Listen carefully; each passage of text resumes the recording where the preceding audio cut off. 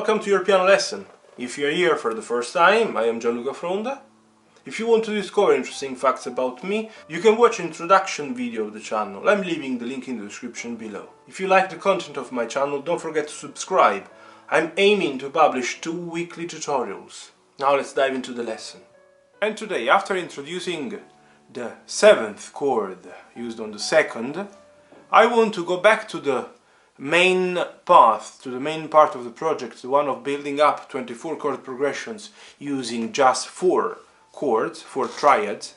And today is time to talk about the 15th and the 16th chord progression, or the 3rd and 4th of the progressions using the 5th at the beginning. Today is time for 5th, 4th, 1st, 6th, and obviously the inversion of the last 2. What do I mean? 5th, 4th, so we confirm the first 2, and we invert the last 2. Instead of being 1st, 6th, the last one will be 6th, 1st. So I think that now you perfectly understand what I mean, because I believe that the ones following this project are now getting used to the way I am working, and it's simply time now to dive into the lesson and to understand, to first of all write them down and to understand how to work with them. As you can see, I have already confirmed the 5th at the beginning for 6 chord progressions. Now it's about filling in the 3rd and the 4th. And as mentioned, we keep twice now the 4th. Now for the 3rd chord progression of this block of 6, I am going to write 1st and 6th. For the 4th one, I am simply going to invert the last 2. 6th first, and then the 1st. As usual, I add these cross here to let you understand that I have simply inverted the last 2 chords. As usual, we can keep the left hand in this position, having 4th on the 5th, on the G, 5th on the 4th, on the F, the thumb on the C, on the 1st, the 3rd finger on the 6th, on the A.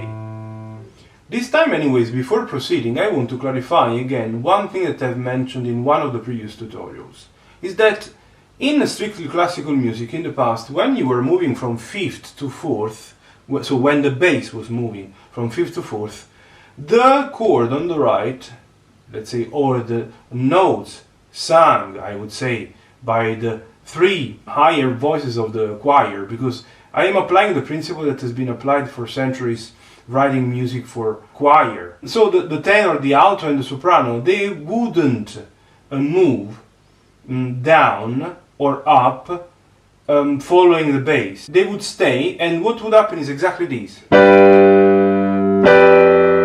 Obviously at that point the way you would solve the chord would be completely different. I'm simply introducing something that I'm not willing to explain right now, but we will definitely do in the future. So what we are doing right now, today, is not what has been done in the past, and is not what, if you're studying composition or harmony, respecting and following the academical program of any great conservatoire or music academy of the world, you wouldn't do. This is something that is done especially in pop music, and obviously I am assuming that the majority of you are students willing to write some song, to play pop music, and to learn the ABC of the connection of the chord in a much more relaxed and contemporary way. But anyways, let's carry on, forgetting about the traditional rules, the very strict rules of the classical music of the past, and let's enjoy these simple chord progressions. Now I am going to play 5th, 4th, 1st, 6th, starting from the G major in the root position. I will do.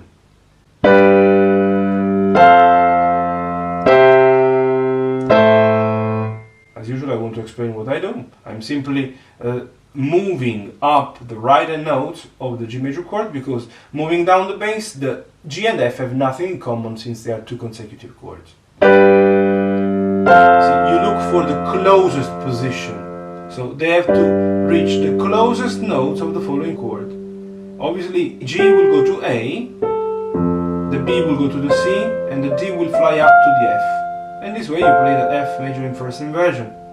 Then you go to the C major and you save the C because they have the C in common, F and C. And then you save, to move from the C to the A minor, you save two notes, C and E, that they have in common, C major and A minor. Let's now start from the first inversion.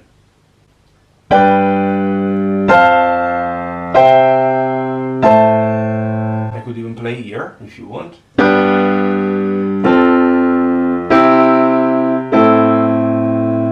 Let's maybe go back to this for the explanation. So from G to F, I move the right hand up, looking for the closest position. Moving from F to C, I save the C and move the two following notes, F and A, down to E and G. And moving from C to A minor, I save C and D, and I move the G up to the A. Now time to start from the second inversion. I move the hand down.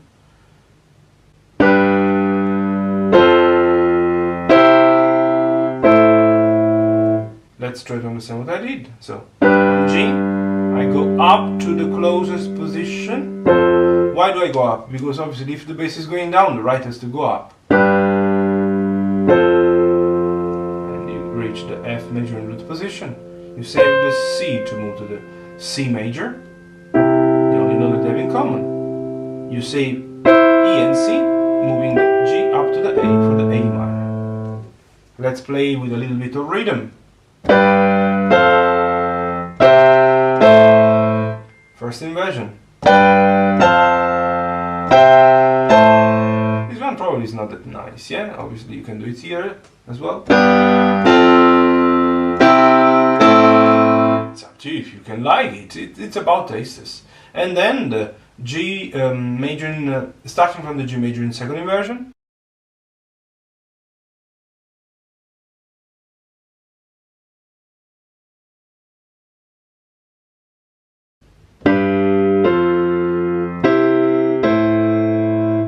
You have to simply try to understand if you like the sound of these chord progressions. Let's now talk about the fourth chord progression, or 16th of the whole project. We start again from the fifth in root position. The first two chords are the same, so the first connection is identical. What is changing is the ending. So the third chord this time will be the sixth after the fourth, and at the end we have the first. So fifth, fourth, sixth, first.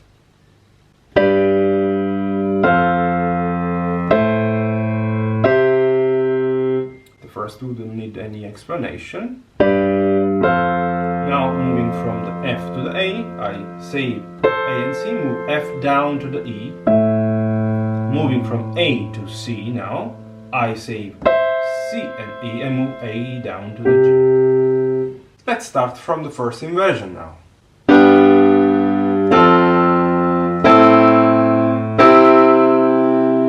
Let's analyze. So first two, they don't need any explanation.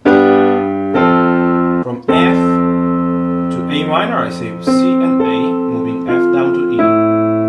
Moving from A to C, I save C and D, moving A down to G. Let's start from the second inversion now.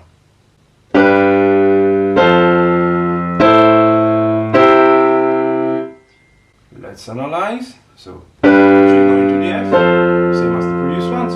Now save, please, A and C, and move the F down to the E to play the A minor in second inversion, in this case on the right. And moving from A minor to the C, you save E and C and A down to the G. Let's give a little bit of rhythm.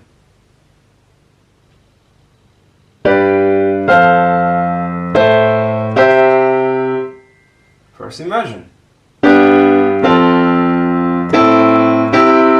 Or slightly higher. And second inversion. These are the two chord progressions I had in program today. I really hope you've enjoyed the lesson, that you are appreciating everything, that you are understanding and applying all these chord progressions. I would really appreciate if you let me know if you are enjoying the project, if you found all the songs using these specific chord progressions, or if you started composing any song. Could be a piano piece, could be a pop song, rock song, it's up to you. Simply keep me updated. If it's the first time you're landing on my channel thanks to this video, don't forget to subscribe and see you in the next one. All the best.